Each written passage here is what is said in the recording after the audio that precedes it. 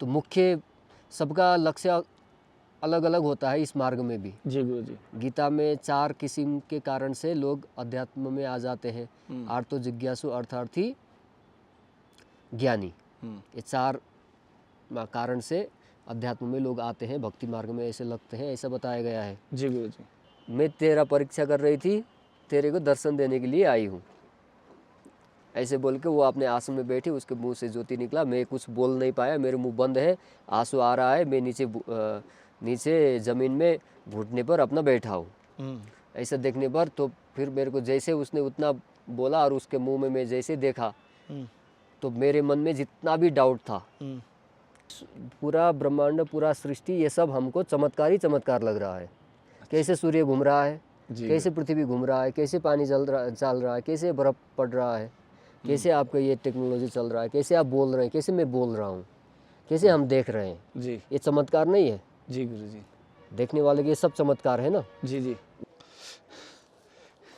नमस्कार साथियों, आपका दोस्त, आपका भाई, आपका साथी, संतों के चरणों का दास, मैं कन्हैया शर्मा, धर्म की यात्रा के माध्यम से आज आपको एक संतों के दर्शन करवाने वाला हूं, जो बाल्यकाल में संत बने हैं और कम उम्र में, जैसे मैं कह सकता हूं उनकी 24-25 साल अभी की उम्र है और आज उनको कितना टाइम हुआ वो मुझे पता नहीं, 12 महीने इस हिमालय में रहते हैं, बर्फ़ के अंदर भी वो रहते हैं। उनकी सत्संग आज हमें प्राप्त होगी और उनकी अनुभव, यानी एक कहूँगा उनका अनुभव थोड़ा सा अलग होगा। नेपाल के संत हैं और नवयुवक हैं, कह सकता हूँ। शरीर की उम्र का, मैं संतों की उम्र नहीं पूछनी चाहिए, ज्ञान की बात करनी चाहिए। तो आज उनकी सत्संग लूँगा, शायद आपको कुछ ना कुछ उनके जीवन का अनुभव के आधार पे आपको मिलेगा। और साथ साथ वो, जैसे कह सकता हूँ, जो अमेरिका में पढ़ाई करते थे, अमेरिका को यूएस में जॉब भी करते थे, वो सारा कुछ छोड़ के संत बने। तो हमारे सनातन धर्म में बड़ा ही माना गया है, भारत भूमि संतों की भूमि रही है और इसका वर्णन तो मेरे मुखारबिंद से है ही नहीं। लेकिन आ जाओ, वो महाराजी कुटिया है, वहाँ पे महाराजी रहते हैं।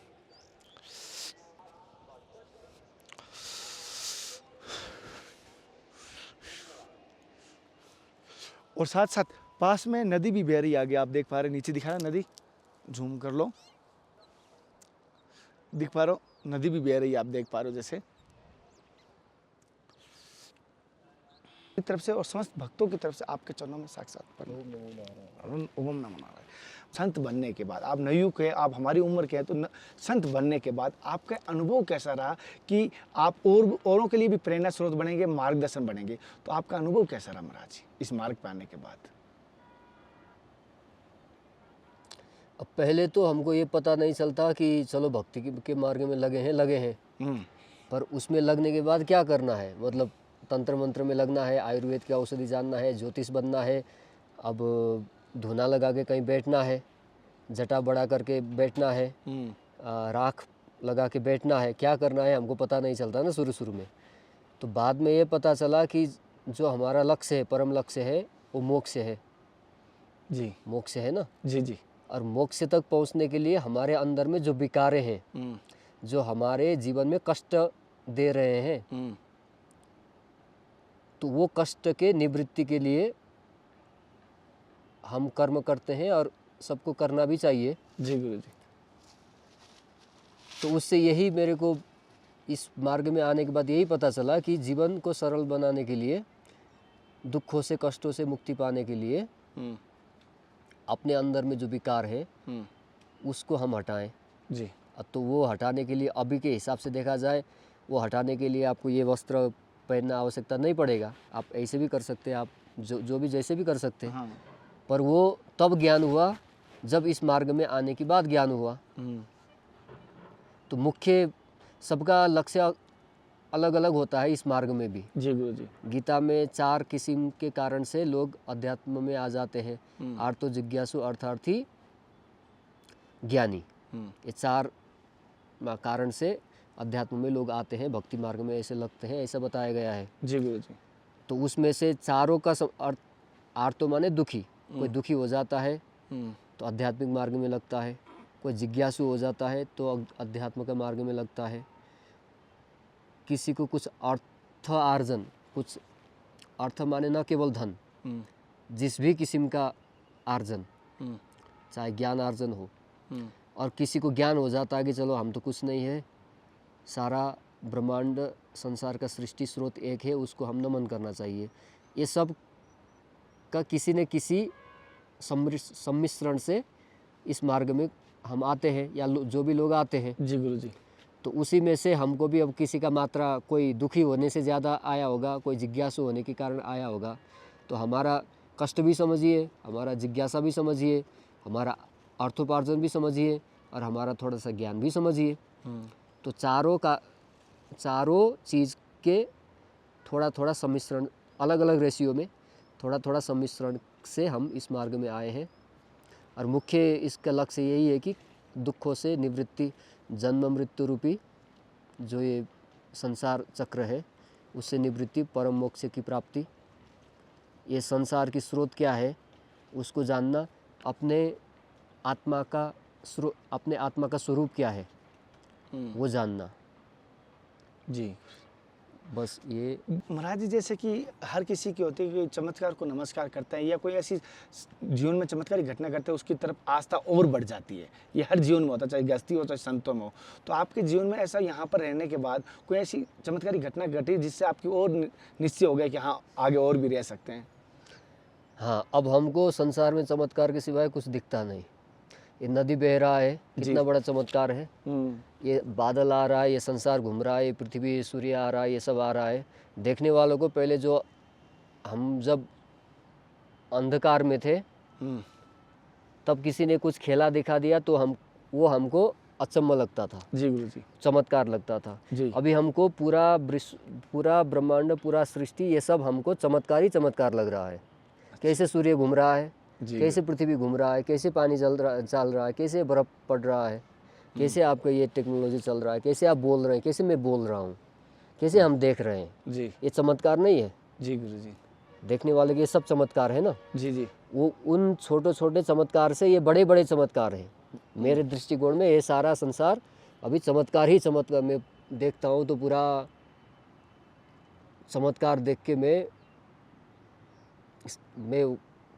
पूरा जिज्ञासु हो जाता हूँ कि कैसे ये संभव हो रहा है, तो इसका स्रोत क्या है, इसको ये कैसे चल रहा है। तो वही स्रोत जो ब्रह्म है उसी को जानने का हम प्रयास कर रहे हैं। जिस ब्रह्म का हम अंश है, वो जो आत्मा और ब्रह्म का एकत्व की बात जो शास्त्रों में, जो गुरुओं ने, जो वेदों में बताया गया है, हम उसी को जानने का प्रयास कर रहे हैं कि यह आत्मा क्या है, कैसे इस ऐसे तगड़ा मशीन को चला रहा है, और कैसे वो शक्ति है जो इतना बड़ा सृष्टि ब्रह्मांड का इतना बड़ा मशीन मानो वो चल रहा है, कैसे चल रहा है। जी गुरुजी। वो अचम्म की बात नहीं है? सत्य।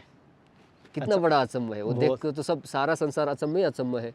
तो वही अचम्म हम तो आजकल हमको ये चमत्कार उसमें छोटा मोटा में वो भी है, पर इससे बड़ा अचम्मित हम इस कारण से होते हैं कि कैसे मैं जीवित होके चल रहा हूँ, कैसे मेरे ये अंग ऐसे काम कर रहे हैं, कैसे मैं बोल रहा हूँ, कैसे ये सारा संसार टिका हुआ है, किसके शक्ति पर, कैसे ये इसका स्रोत कहाँ है, कहाँ से शुरू हुआ।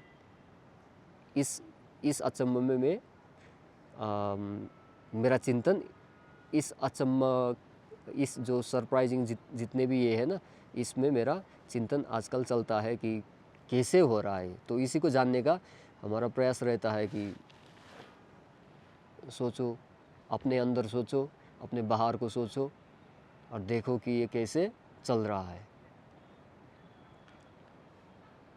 गुरुजी, जैसे कि एक यहाँ पर सुना है कि अलोक संत भी रहते हैं, अवधूत संत भी रहते हैं, और यहाँ पर स्वयं ईश्वर रहते हैं। कहते हैं भगवान स्वयं यहाँ पर पूजा भी करने आते हैं यहाँ पर नित्य। क्या ये सत्य है? आपने कभी ऐसा एहसास किया, यहाँ पर आपको दर्शन हुआ अलोक संतों का कभी, या अपने साथ? अलौकिक संतों के आशीर्वाद से, मार्गदर्शन से, अब अन्य को तो मैं नहीं बता सकता हूँ, कम से कम मेरे को बद्रिकाश्रम में रहने के लिए किसी महात्मा का मार्गदर्शन हुआ यहाँ रहने के लिए। अब ईश्वर यहाँ रहते हैं तो अब हम तो ईश्वर तो सर्वत्र रहते हैं कहने वाले विचार वाले लोग हैं जी। तो कहीं भी ऐसा स्थान नहीं होगा जहाँ ईश्वर का अस्तित्व नहीं होगा। तो उस कारण से उसका तो हम कोई बात है नहीं, पर अलौकिक अनेक संत हैं जिनके मार्गदर्शन से, जिसके आशीर्वाद से हमको यहाँ रहने की प्रेरणा मिला और हम यहाँ रहने आ गए। और बाकी तो कभी अब हम भी उतने उच्च कोटि के संत अभी नहीं हो पाए हैं कि हम भी अलौकिक हो जाएं। हम भी तो छोटे छोटे अभी अभ्यास ही तो कर रहे हैं। कितने साल हुआ? महाराज जी लगा। क्या उम्र थी जब आपने दीक्षा ली या इस मार्ग पे आए थे उस समय? मैं बहुत नया हूँ। मैं मान लीजिए मैंने निर्णय किया 2013 में, घर छोड़ा 2014 में, 15 में बद्रीनाथ आया और ऑफिशियली जो परंपरा में जुड़ा वो अभी ये पिछले कुंभ है ना 21 के, तो ऑफिशियली उस समय वैसे नहीं कि परंपरा नहीं था, पर जैसे आपने बोले थे कि वो अलौकिक संत थे, उनके मार्गदर्शन में हम चल रहे थे। पर जब एक लौकिक व्यवहार में परंपरा का भी एक मायने रखता है, जी जी गुरु तो जी। उस कारण से हमने औपचारिक रूप में जूना अखाड़ा में जाकर वहाँ पंच संस्कार करवाकर परंपरा में जुड़े हैं। तो औपचारिक हिसाब से देखा जाए तो 21 से है, और अनौपचारिक हिसाब से देखा जाए तो मान लीजिए 14 से, मान लीजिए 2014। तो मतलब उससे पहले महाराज जी कोई जॉब करते थे या स्टडी करते थे या संग?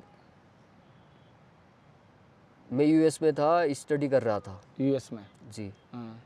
वहाँ अब एक जिज्ञासा हुआ, वहाँ एक डिसीज़न लेना पड़ा ना। जब मेरा बैचलर्स पूरा हुआ तो एक डिसीज़न लेना पड़ा कि अब मेरे को जीवन में क्या करना है।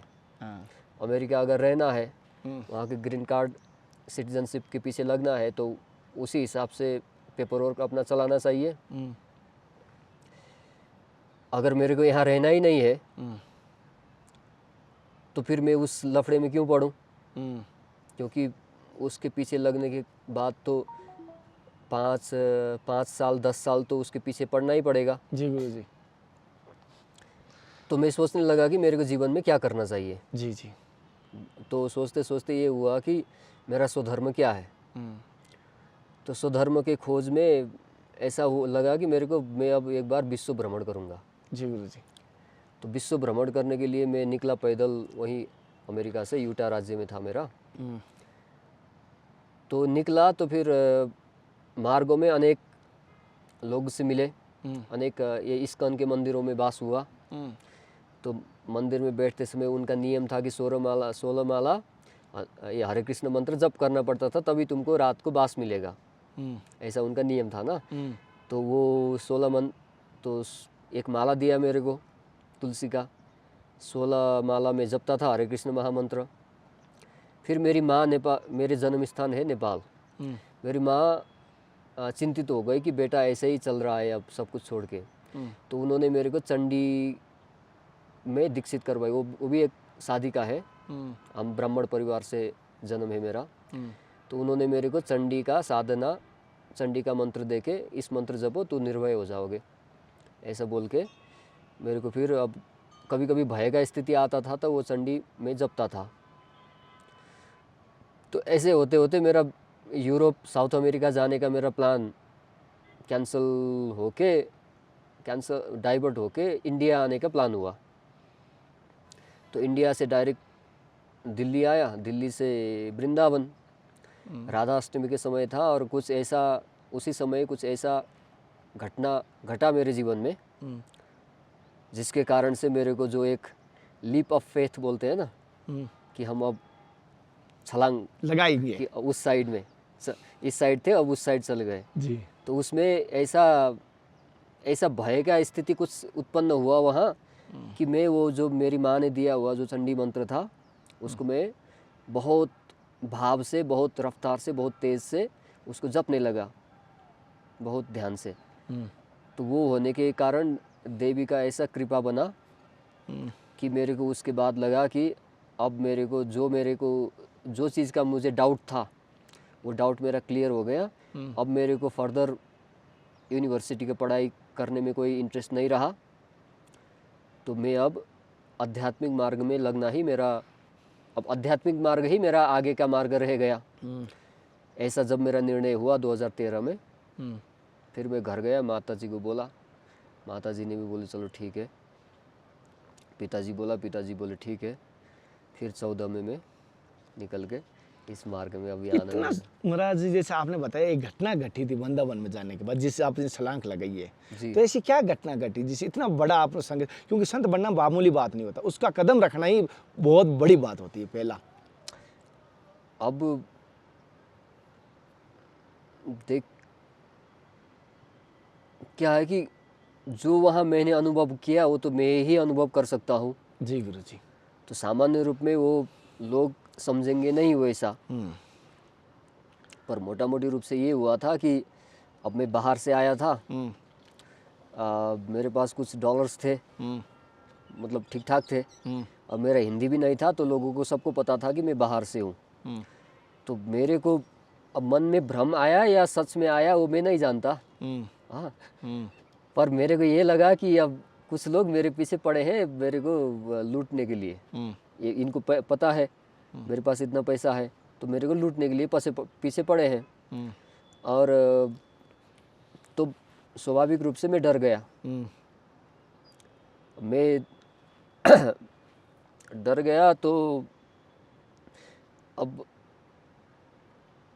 हम ये देखते मैं अभी के हिसाब से ये समझता हूँ कि अभी जब मैं पीछे मुड़ के देखता हूँ तो मैं ये समझता हूँ कि ये होना था, पर उस समय वो सच में वो उन लोगों का वैसा भाव था या केवल मेरा मन का भ्रम था वो मैं नहीं जानता। हाँ, तो उनके लोकल लोगों को मैं दोष नहीं देना चाह रहा हूँ, पर मेरे को मन में लगा कि ये 2-4 लोग ऐसे ऐसे हैं, इनका ऐसा विचार है। तो फिर वहाँ एक संत थे, मैंने उनको ऐसा नमन करके पूछा कि मेरे को इधर उधर जहाँ भी ऐसे बुरे लोग ही दिखाई देते, तो संसार ऐसे ही, मतलब ऐसे ही बुरा है। वो संत भी थोड़ा भाव विभोर हो गए, उन्होंने बोले हाँ ऐसा ही है। हमने पूछा कि आप भी वैसे हो? वो बोले हम भी वैसे हैं। फिर जब हमने उनसे पूछा कि भगवान है, ईश्वर है, वो संत से पूछा मैंने। उन्होंने बोला जो ढंग से भाव से पुकारेगा उसके लिए आज भी भगवान आएंगे। अब उस समय ये भगवान सर्वत्र है इस कंसेप्ट था नहीं ना उस समय में। जी गुरु जी। एक छोटा सा अज्ञानी जैसा भाव था, तो उतना तो उनसे सीख लिया।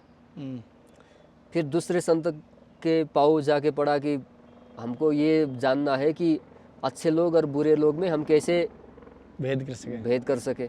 वो उतना बुजुर्ग संत, उन्होंने बोले कि अरे बेटा मैं भी अभी तक ये नहीं जान पाया हूँ। तो फिर जिस स्थान में मैं रुका था वहाँ मेरा सब बैग पैक सब कुछ छोड़ दिया, बस मेरा लैपटॉप का बैग, मेरा पासपोर्ट, मेरा कुछ जो पैसा, जो इम्पोर्टेंट चीज़ था ना, वो लेके कात्यायनी मंदिर में जाके मैं प्रार्थना करना शुरू किया कि अगर मेरा आज मरण ऐसा ही है तो ऐसा ही सही। प्रार्थना किया, मतलब अब वो भाव की बात है, बहुत अश्रु आ रहा है जो भी हो रहा है भाव में। हाँ, जैसे ही मंदिर से बाहर निकला मैं, 2 स्त्रियां वो परिक्रमा रोड में आई, परिक्रमा कर रही, मतलब तो उनके साथ में लग गया। क्या हुआ, अपना संबंध जुड़ गया उनसे।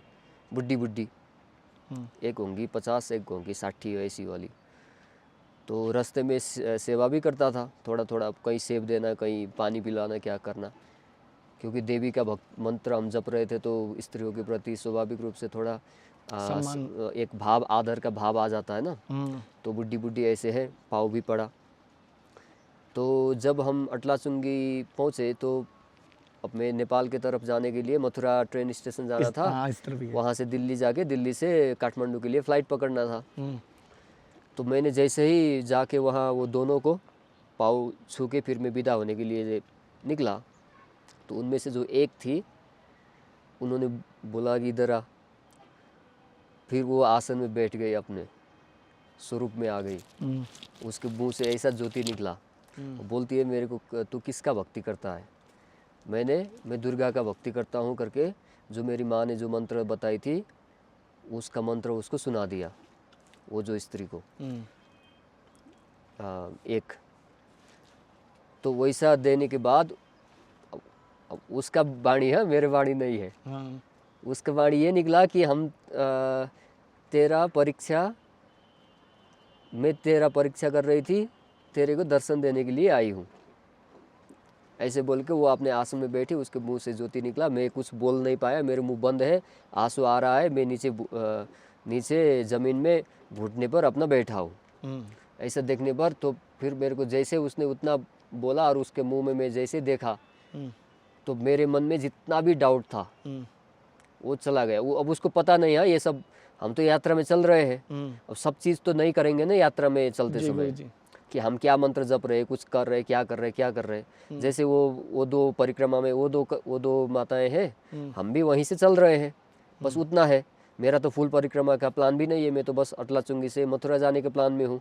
परिक्रमा तो वो दो कर रहे थे जी गुरुजी। पर जब परिक्रमा छूट के मतलब अटलाचुंगी से मैं मथुरा जाने के लिए लगा था तो उन्होंने बोला कि ऐसे ही जगह में एक आसन लगा के, जैसे देवियों का आसन होता है, एक पाँव नीचे एक पाँव उसके ऊपर, वैसे करके ऐसे बैठ के फिर जैसे उसके मुंह से जैसा तेज़ निकला, लगभग 1 घंटे से हम उसके साथ में चल रहे। उसमें तो मैंने वो तेज़ नहीं दिखा, तो जब मैंने दिखा तब मेरे को मन में वो सब संशय हट गया कि मंत्र का प्रभाव नहीं होता, देवी का स्वरूप नहीं होता, ये सब हट गया। फिर मैंने मन ही मन मैंने मान लिया, मैंने माना, अब मेरे को कोई संशय है नहीं।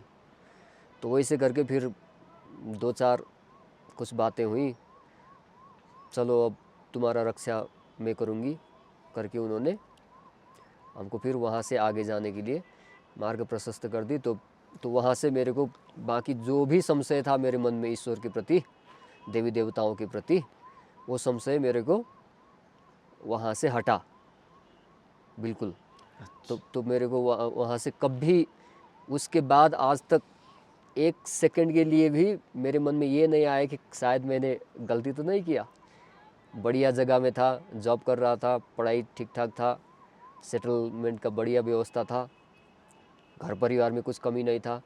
ये छोड़ के ऐसे भटकना मेरे लिए कोई, शायद मैंने क्या ये सही कर रहा हूँ, ऐसा मेरे एक रत्ती के लिए भी मेरे मन में डाउट नहीं है कि मैंने गलत निर्णय किया। जॉब क्या करते थे महाराज जी? मैं एक रियल एस्टेट कंपनी में, कंस्ट्रक्शन कम रियल एस्टेट कंपनी में ऑफिस में काम करता था। ऑफिस असिस्टेंट मान लीजिए, जो हमारे कॉन्ट्रैक्टर जी है। मेरा पढ़ाई कंस्ट्रक्शन मैनेजमेंट में हुआ। अच्छा। तो हम एक बड़े कॉन्ट्रैक्टर के असिस्टेंट के रूप में काम करते थे। महाराज जैसे आपको अभी बहुत भारत के लोग देख रहे हैं, माताएं बहनें भी देख रहे हैं, नवयुवक भी देख रहे हैं, छोटे बच्चे भी देख रहे हैं जिन्होंने अभी पेपर दिया है और उनका, तो मैं एक चीज़ जानना चाहता हूँ, आप उन सबको क्या कहेंगे सनातन धर्म को लेके, हमारे धर्म को प्रचार लेके और उनके जीवन का उद्धार के लिए भी क्या मार्गदर्शन कहेंगे आप? कर्म करोगे तो फल मिलेगा, शॉर्टकट मारोगे तकलीफ तो मिलेगी। तकलीफ मिलेगा। तो हमको कष्ट आएगा हमारा ही कर्मों से।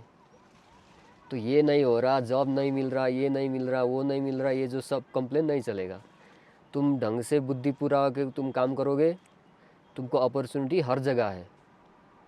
अगर ढंग से काम को नहीं करोगे, तुम याचना, तुम मांगने की ही तुम देखोगे, तो तुम्हारे जीवन में कष्ट ही कष्ट मिलेगा। तो अपना कर्म को सुधारो, कष्ट स्वयं चला जाएगा। हार्ड वर्क का कोई भी सब्स्टिट्यूट नहीं है। अच्छा। आपको हार्ड वर्क करना पड़ेगा। हम पीछे हैं, हम धर्म में आज थोड़ा पीछे पड़े हैं, दूसरे थोड़ी आगे हैं, इसलिए क्योंकि वो थोड़ा संगठित है, वो थोड़ा कर्म ज़्यादा कर रहे हैं जी। हम कर्म कम कर रहे हैं। जी गुरु जी। कड़वी बात है पर सत्य है। तो हमको पहले लगता था ना कि हमारा कष्ट का कारण कोई दूसरा है, हमारा धर्म परिवर्तन करवा रहा है, कोई हमको नष्ट करवा रहा है, कोई भारत को नष्ट करना चाह रहा है, कोई गजवाए हिंद कर रहा है, ऐसा सब लगता था ना। ये सब राजनीतिक बातों से हम भी पढ़ के सुन के आगे बढ़े। जी। पर बाद में अंत में आके यही पाया, जब हम कर्मों के सिद्धांतों को मानते हैं जी। तो जो भी कष्ट हमको आ रहा है वो हमारे कर्मों के कारण आ रहा है। सत्य है। तो हमारे कर्मों में कमी रह गया। हम जब धर्म की मार्ग को छोड़ देते हैं तब अधर्म तो अपने आप ऊपर आ जाता है। तो हम धर्मो रक्षिति रक्षित, हम अपने धर्म में पकड़ के रहे तो हमको कहीं भी कोई भी कष्ट नहीं होगा। हमने धर्म छोड़े तो धर्म छोड़ने के बाद तो कृष्ण भी थे, तो भी जो अधर्मी थे उनको तो कष्ट ही पहुंचा। तो अपना नियम, अपना धर्म, अपना नैतिकता, अपना हार्डवर्क उसको पकड़ना चाहिए। और दूसरों से क्या कह रहा है, दूसरों क्या बोल रहा है, क्या कष्ट दे रहा है, उससे हमको उतना नहीं, हमको अपना कर्म पर ध्यान देना चाहिए। जो ऊर्जा है, जो शक्ति है, अपने को सुधारने में लगना चाहिए, तो फिर जीवन आनंददायक हो जाएगा। महाराज जी कोई गलती हुई इस अबोध समझ के इस अबोध प्राणी को माफ कर देना। नमो नारायण। नमो नारायण। साथियों, महाराज जी की सत्संग ली, महाराज जी के जीवन का अनुभव लिया और कोशिश की मैंने हिमालय की यात्रा में महाराज जी के दर्शन करवाए। कह सकता हूँ हमें संतों के जो दर्शन हुए आज, बड़ा ही प्रसन्न हुआ मैं, क्योंकि एक तो हम उम्र के संत लगे तो मेरे मन की बातें करने में आसानी रही। एक मेरी स्थिति के लगे तो मैंने ऐसा लगा मेरी मन की बातें शेयर कर सकता हूँ। जैसे मैंने कुछ डिसीजन लेने में हिचकता हूँ तो वो डिसीजन मैंने महाराज जी से लिया। इनकी बारीकी इसलिए पूछा हर बार क्यों मैं उस स्थान पे मैं अपने आप को महसूस कर रहा था, मैं इस स्थान पे हूँ और मैं अब ऐसा फील कर रहा हूँ। तो सत्संग थोड़ी सी नवयुवकों को कहूँगा और संतों की बड़ी अच्छी रही आज की। अगली सत्संग के साथ फिर मिलते हैं, तब तक जय हिंद, वंदे मातरम, हर हर महादेव, हरे कृष्णा। हे नाथ, हे मेरे नाथ, मैं आपको बोलूँगी जय गुरुदेव, जय बद्री विशाल की, जय संत भगवान की जय। ओम महाराज जी नमो नारायण। आपका नाम क्या महाराज जी? मेरा नाम है वासुदेव गिरी। वासुदेव।